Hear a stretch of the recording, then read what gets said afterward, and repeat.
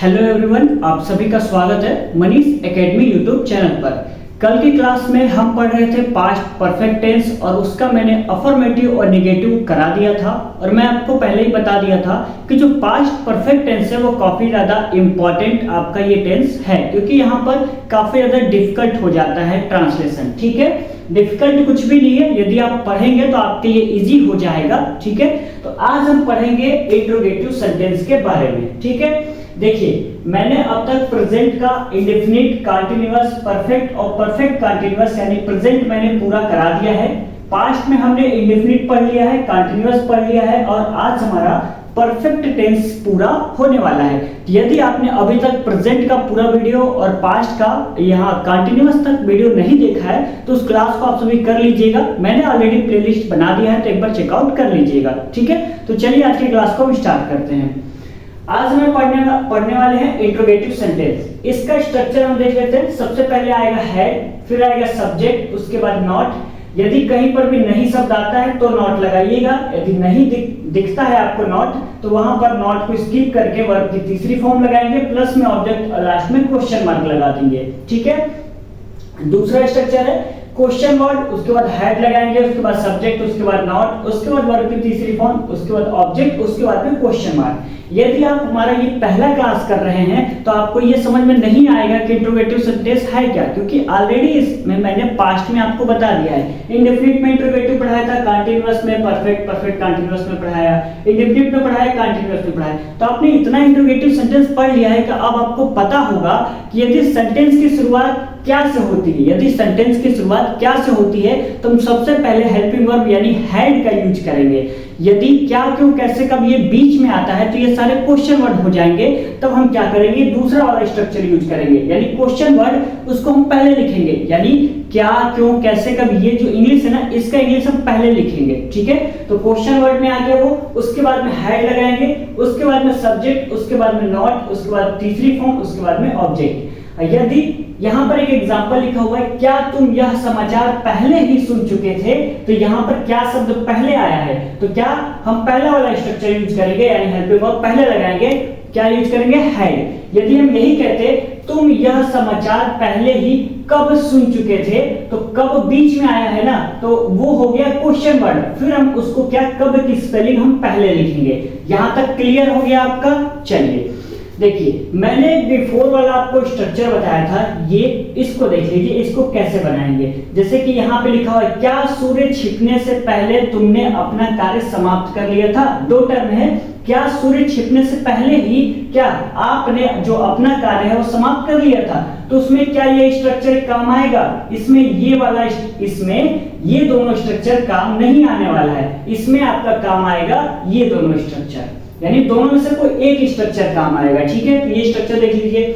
यदि कहीं पर भी बिफोर शब्द आता है, पहले शब्द आता है, तो ट्रांसलेट कैसे करेंगे, यानी जो कार्य पहले होगा, जो कार्य पहले होगा उसको हम पास्ट परफेक्ट टेंस में बनाएंगे, हेड लगाएंगे, सब्जेक्ट, उसके बाद में वर्ब की तीसरी फॉर्म। यदि आपका क्वेश्चन ये है कि सर सबसे पहले हेड क्यों लगाएंगे, सबसे पहले हेड क्यों लगाएंगे, तो अरे भैया हम पढ़ रहे हैं इंट्रोगेटिव सेंटेंस। ठीक है, क्या पढ़ रहे हैं, इंट्रोगेटिव सेंटेंस, इसलिए हमने यहाँ पर सबसे पहले हेड लिखा है।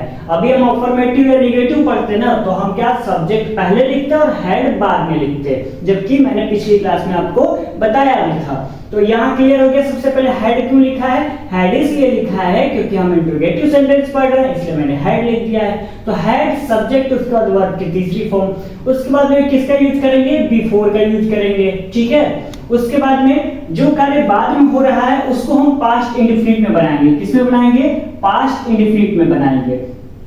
और जब हम पास्ट इंडेफिनिट को अफर्मेटिव में बनाते हैं तो हमेशा वर्ब की सेकंड फॉर्म लगाते हैं, लेकिन जैसे ही नेगेटिव में हम परिवर्तित करते हैं उसको हम डिड प्लस में नॉट लगाते हैं। क्या लगाते हैं, डिड प्लस में नॉट लगाते हैं। और इंट्रोगेटिव जब बनाएंगे तो भी हम किसका यूज करेंगे, डिड का प्रयोग करेंगे। यदि किसी भी स्टूडेंट को ये प्रॉब्लम आ रही है कि सर यहाँ पर तो हैड है, ये तो समझ में आ गया क्योंकि हम पास्ट परफेक्ट पढ़ रहे हैं तो हैड आएगा ही, लेकिन सर ये डिड कहां से आ गया?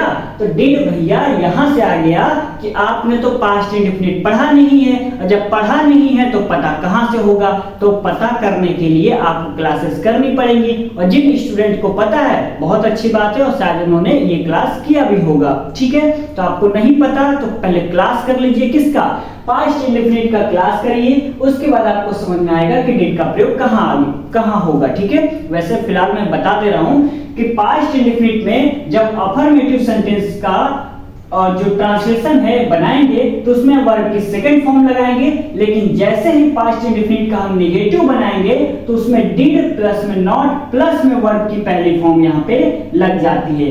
मैंने बताया था डू, डज, डिड, इनके साथ हमेशा वर्ब की पहली फॉर्म प्रयोग होती है। तो यहाँ तक क्लियर हो गया?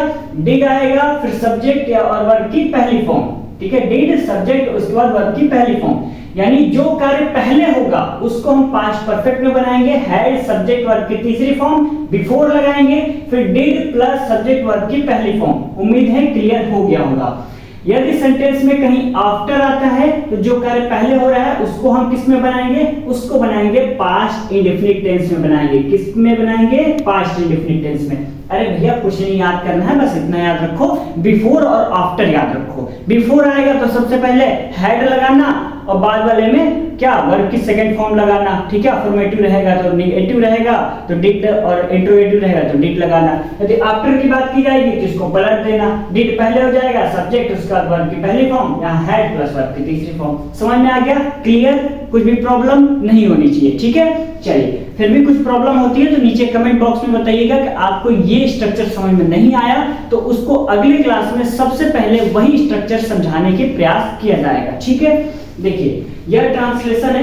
क्या तुम यह समाचार पहले ही सुन चुके थे? क्या इस ट्रांसलेशन को बना लेंगे आप सभी? जी हाँ, बना लेंगे क्योंकि बहुत ज्यादा इजी है। इसमें हम सबसे पहले ये वाला स्ट्रक्चर यूज करेंगे इसमें। ठीक है, चलिए, तो क्या बनाएंगे? क्या शब्द पहले आया है? तो मैंने बताया था हैड का यूज करेंगे। किसका? हैड का यूज करेंगे, तो लिखेंगे हैड। क्या लिखेंगे? हैड। सब्जेक्ट हमारा क्या है? तो तुम, तो लिखेंगे हैड यू। उसके बाद में पहले का लिख लेंगे ऑलरेडी। क्या लिख लेंगे? ऑलरेडी। यदि नहीं और कलर एक ही जैसा हो गया तो मार्कर चेंज कर ले रहे हैं। हैड यू ऑलरेडी, सुनना का होता है हेयर। क्या होता है? हेयर, तो लिखेंगे hear. Had you already hear this news. ठीक है, दिस न्यूज, ये आपका ट्रांसलेशन बन गया। Had you already hear this news, ये आपका ट्रांसलेशन बन गया। कैसे बना? हमने पहला स्ट्रक्चर यूज किया है। ठीक है, देखिए दूसरा लिखते हैं। क्या सूर्य छिपने से पहले तुमने अपना कार्य समाप्त कर लिया था? यानी सूर्य अभी तक छिपा नहीं था और आपने कार्य क्या किया था? फिनिश कर लिया था। तो इसको हमने क्या कहा था? जो कार्य पहले होगा उसको हम किस में परिवर्तित करेंगे? पास्ट परफेक्ट टेंस में। तो इसका ट्रांसलेशन हम पहले बनाएंगे। ठीक है, तो क्या लिखेंगे? सबसे पहले हैड, तो लिखेंगे हैड यू, सॉरी हैड के बाद क्या लिखेंगे? हाँ, सब्जेक्ट क्या है? सब्जेक्ट है ये, तो हैड यू। और समाप्त का क्या होता है? कंप्लीट, तो हैड यू कंप्लीट, और थर्ड फॉर्म लगाना है ना तो कंप्लीटेड। तो हैड यू कंप्लीटेड, अपना का होता है योर। क्या होता है? योर। यू लगा रहे हैं तो यू के अनुसार लगाएंगे योर, उसके बाद कार्य का वर्ब हो जाएगा। यानी पास्ट परफेक्ट टेंस में हमारा ये सेंटेंस बन गया, तुमने अपना कार्य समाप्त कर लिया था, तो had you completed your work. यहां तक क्लियर हो गया? उसके बाद क्या लगाएंगे? बिफोर, तो लिखेंगे बिफोर, क्या लिखा है? सूर्य छिपने से, तो लिखेंगे before the sunset. Before the sunset, ये आपका कंप्लीट हो गया। यहां तक समझ में आ गया?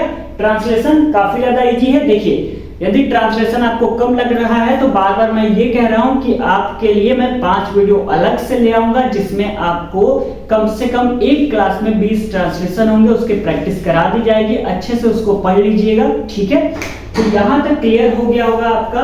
पहला, had you already hear this news, और had you completed your work before the sunset. यहां तक क्लियर हो गया होगा। तो यानी जो पास्ट परफेक्ट टेंस है वो हमने कंप्लीट कर लिया है। तो अब तक इंडेफिनिट हो गया, कंटीन्यूअस हो गया, परफेक्ट हो गया, परफेक्ट कंटीन्यूअस भी हो गया, इंडेफिनिट भी आज कंप्लीट करा दिया था, कंटीन्यूअस भी हो गया और आज परफेक्ट कंटीन्यूअस परफेक्ट टेंस भी कंप्लीट हो गया। अब हम पढ़ने वाले हैं पास्ट परफेक्ट कंटीन्यूअस टेंस के बारे में। ठीक है, तो इसको क्लियर करते हैं और आगे पढ़ लेते हैं।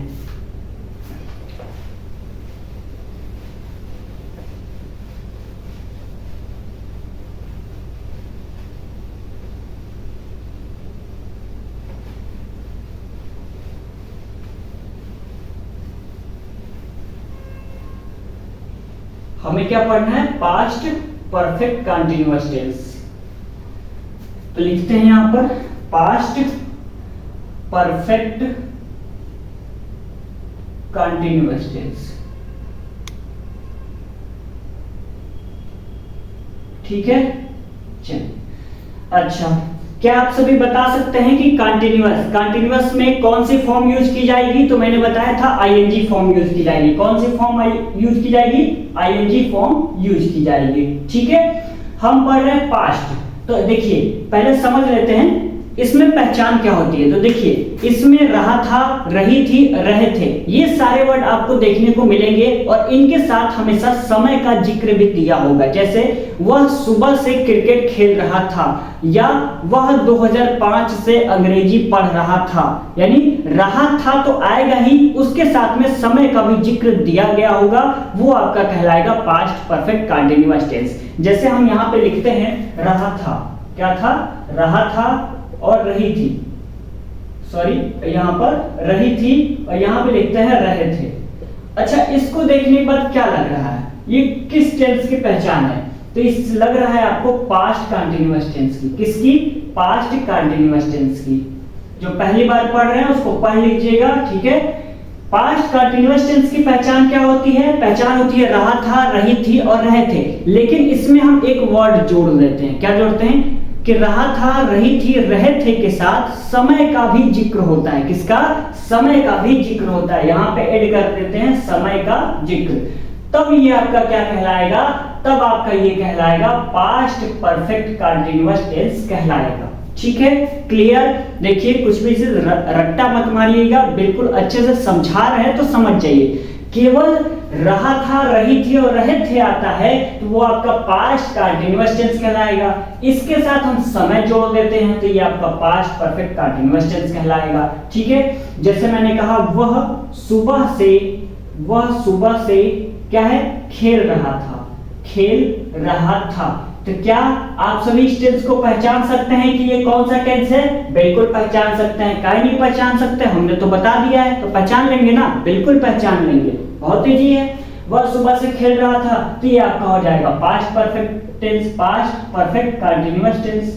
बस अभी हम कहते हैं ये हटा देते हैं, वह खेल रहा था, तो अब कौन सा टेंस है? तो इसमें क्या दिक्कत होगा आपको? बिल्कुल नहीं होगा, सिंपल सा पास्ट कंटीन्यूअस टेंस है।